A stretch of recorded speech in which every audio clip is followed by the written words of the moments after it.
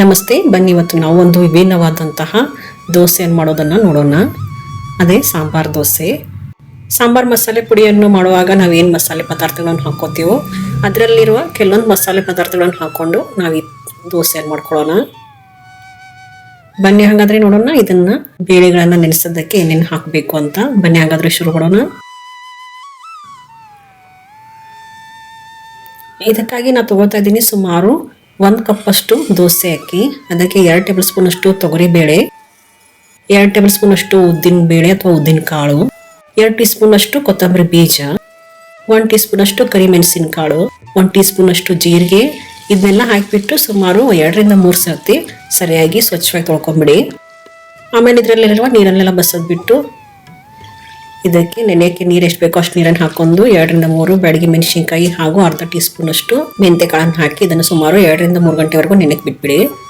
2 ರಿಂದ 3 ಗಂಟೆ ಆದಮೇಲೆ ಇದನ್ನು ನುಣ್ಣಗೆ ಪೇಸ್ಟ್ ಮಾಡ್ಕೊಂಬಿಡಿ. ಆಮೇಲೆ ಇದನ್ನು ಸುಮಾರು 8 ರಿಂದ 10 ಗಂಟೆವರೆಗೂ ಅಥವಾ ರಾತ್ರಿ ಇಡೀ ಫರ್ಮೆಂಟ್ ಆಗಲು ಬಿಟ್ಬಿಡಿ. 10 ಗಂಟೆ ನಂತರ ನೋಡಿ ನಮ್ದು ಹಿಟ್ಟು ಎಷ್ಟು ಚೆನ್ನಾಗಿ ಫರ್ಮೆಂಟ್ ಆಗಿದೆ ಅಂತ.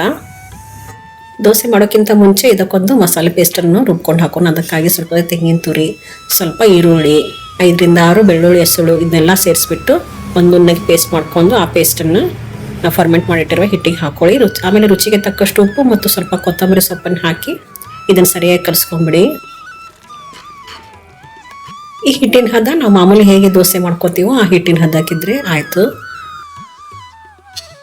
ಬನ್ನೀಗ ದೋಸೆ ಮಾಡ್ಕೊಂಡು ಅದಕ್ಕಾಗಿ ಕಾದಿರುವ ತವಾಗೆ ಎಣ್ಣೆ ಬಿಟ್ಟು ದೋಸೆಯನ್ನು ಹಾಕಿಬಿಟ್ಟು ಅದನ್ನು ಚೆನ್ನಾಗಿ ಸ್ಪ್ರೆಡ್ ಮಾಡಿ, ಆಮೇಲೆ ಮೇಲಿಂದ ಎಣ್ಣೆ ಹಾಕಿಬಿಟ್ಟು ಇದನ್ನು 2 ಬದಿಗೆ ಚೆನ್ನಾಗಿ ಬೇಯಿಸ್ಕೊಂಬಿಡಿ.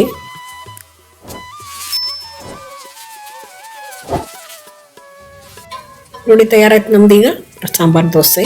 ಇದನ್ನು ನೀವು ಕಾಯಿ ಚಟ್ನಿಯೊಂದಿಗೆ ಸರ್ವ್ ಮಾಡ್ಬೋದು. ಈ ರೆಸಿಪಿಯನ್ನು ಖಂಡಿತವಾಗಿಯೂ ನಿಮ್ಮ ಮನೆಯಲ್ಲಿ ಟ್ರೈ ಮಾಡಿ, ಎಲ್ಲರೂ ತುಂಬ ಇಷ್ಟಪಡ್ತಾರೆ. ಹಾಗೂ ನನ್ನ ಚಾನಲನ್ನು ಸಬ್ಸ್ಕ್ರೈಬ್ ಮಾಡೋದನ್ನು ಮರಿಬೇಡಿ. ಧನ್ಯವಾದಗಳು.